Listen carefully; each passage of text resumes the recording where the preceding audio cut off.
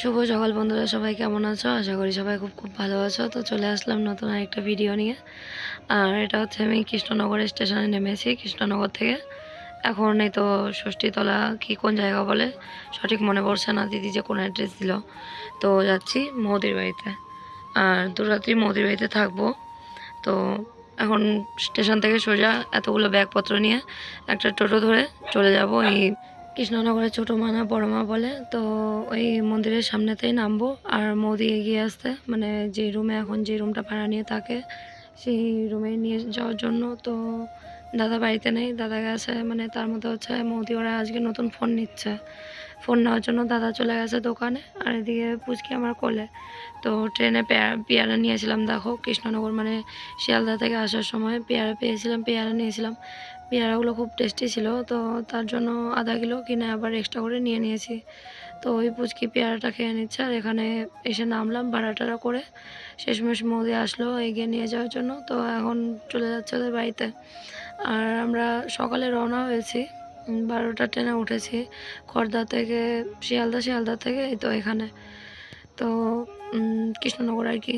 তারপরে এখন এখান থেকে বাড়িতে আসলাম, একদম ওদের বাড়িতে পৌঁছাতে পৌঁছাতে 3টে সাড়ে 3টে বেজে গেছে আর কি। তো এখন ঝটপট করে যাব গিয়ে, মানে খুবই টায়ার্ড, খুবই ক্লান্ত, কী বলবো আর, খুবই খারাপ লাগছিল শরীরটা। তো ঝটপট করে এখন গিয়ে একটু হাত মুখ ধুয়ে ভাবলাম একটু শুয়ে পড়বো। বেলা কিন্তু চলেই গেছে, সকালে স্নান দান করে আমি বেরিয়েছি, মেয়েকে স্নান করাইনি, প্রচণ্ড ঠান্ডা ছিল। তো ভেবেছিলাম স্নান করাবো, আর স্নান করানো হলো না। আর আমার গলার ভয়েস এখনও শুনতে পাচ্ছ, গলার কিন্তু আমার প্রচণ্ড খারাপ।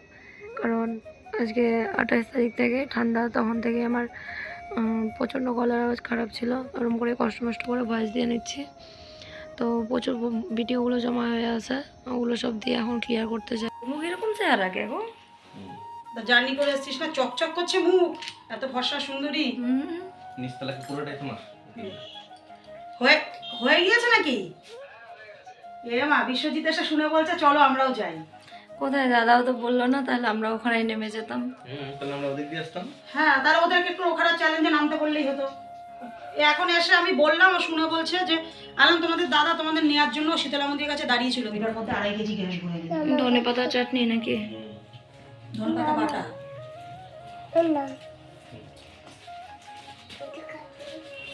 ভাই ছিম চচ্চড়ি দিয়ে দেবো? ভালো গরম করলাম কালকে। তোকে দেবো তো? একটু দাও। এখানে লবণ আছে, দেখিস, খেয়ে নে তোরা। আমরা কালকে আর দিও না, আর দিও না, খেয়ে নে। আমার এমনি তো এতটা সর্ষে দিয়ে।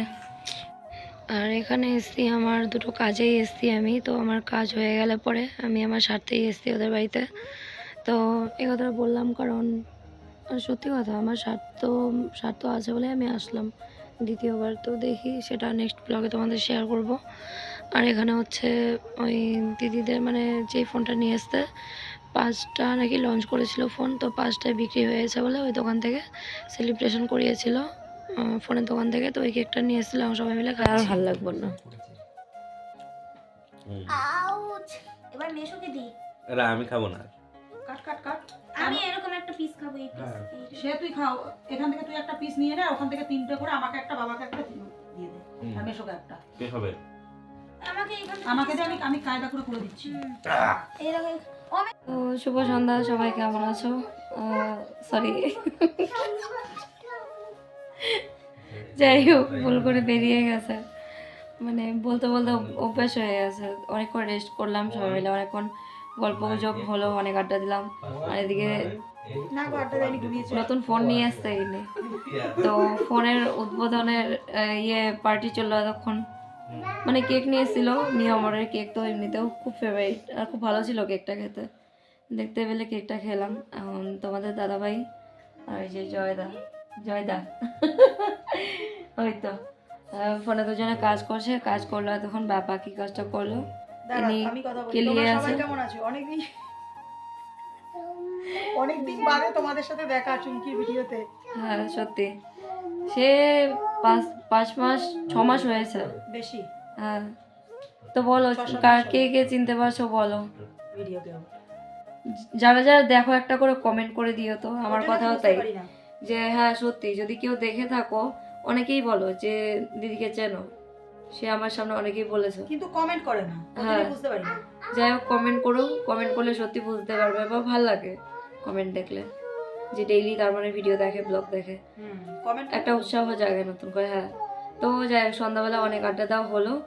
এখন হচ্ছে গিয়ে দিদি ভাসুরের ছেলে বার্থডে আছে, দিদিরা একটু ওখানে যাবে, যেহেতু আমরা মনে করে এসেছি, ওরা হয়তো জানে না বা সেরকম আমরাও যেতে যাচ্ছি না এখন হুটহাট করে আজকে না না, আসলাম তারপরে এখানে। কি বলতো, যেহেতু ওদের বাড়িতে, তো এটা যদি আমার মানে মার বাড়ির কোনো অনুষ্ঠান হতো কিছু বলতে লাগতো না, আমি ওদের এমনি নিয়ে চলে যেতাম। সেটাই, হ্যাঁ, মাসি বাড়ি হলে কারণ না আমি বললেও চলে যেত। আমি কি বলতো ভাড়া থাকি, এবার শ্বশুরবাড়ির যা অবস্থাটা তো সব দিক দিয়ে খুব ভালো, ওর জন্যই ভাড়া থাকি শ্বশুরবাড়ি ছেড়ে, ওর জন্য। এবার আমার মায়ের বাড়ির কোনো অনুষ্ঠানও বলতে হতো না, আমি এমনি ওদের নিয়ে চলে যেতাম।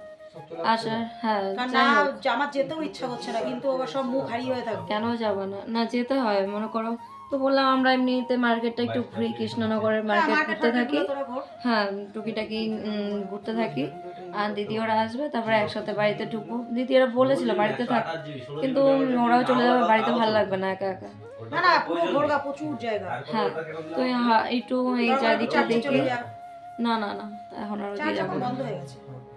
তো সারাদিন এসছি, দেখতেই তো পেলে অনেকটা বড় হয়ে গেছে ভিডিওটা। আর তখন আমি এরকম করে নেত্রিয়ে পড়েছিলাম, একটু খারাপ লাগছিল। সে আসার পরে মুখটা পর্যন্ত ধুইনি, শুধু হাত পা ধুয়েছি। এখন এই তো উঠে ফ্রেশ হবো। হ্যাঁ, উঠে নিয়ে এখন একটু ফ্রেশ মানে রেডি হবো, তারপর সবাই মিলে বেরোবো।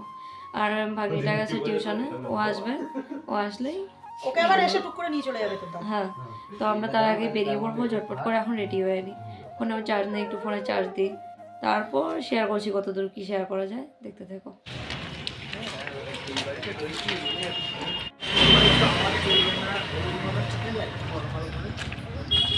এর থেকে মনে হয় এক হিসাবে ওই আগের বাড়িটাও ঠিক ছিল। আগের বাড়িটা থাকার অসুবিধা হতো, মানে কোনো ব্যাপার ছিল না, চেঁচা মেচি ওই হুল্লোড়, কারোর কোনো সমস্যা এখানে থেকে সবাই কতবার বলতে আস্তে আস্তে এমন চলবে। আর এখানে হচ্ছে মেয়ের শরীরটা খারাপ ছিল, তারপর মেয়ের ওষুধ নিতে হতো কাশির, মানে কলকাতা খড়দহ থেকে নেওয়া হয়েছিল, কমেনি। তো এখানে হচ্ছে ওষুধ আবার নিয়ে নেব, কারণ কাশি রাত্রিটা হলে বেশি অতিরিক্ত হয়ে যায়।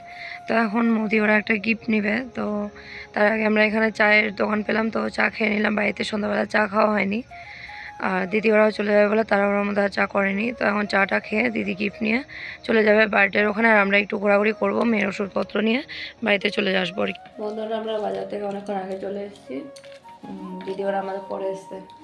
আমাদের দাদাভাই খেতে বসেছে, তো আমাদের দাদাভাইয়ের সাথে আমি একটুখানি খেয়ে নিলাম, এই যে খাওয়া শেষ হলো। তো আজকের ব্লগটা বাড়ালাম না, কারণ খুবই ক্লান্ত। সারাদিন তো দেখতেই পেলে, সেই দাদাদের বাড়ি থেকে আসলাম, তারপর সারাদিন চললো এরকম করে। মানে এখন আর কিছু বলতে চাচ্ছি না, একটু একটু করে নেক্সট ব্লগে সবটা শেয়ার করবো তোমাদের। তো কালকে এক জায়গায় যেতে চলেছি, খুবই স্পেশাল, সেটা সারপ্রাইজ থাকবে, কালকেই দেখতে পাবে।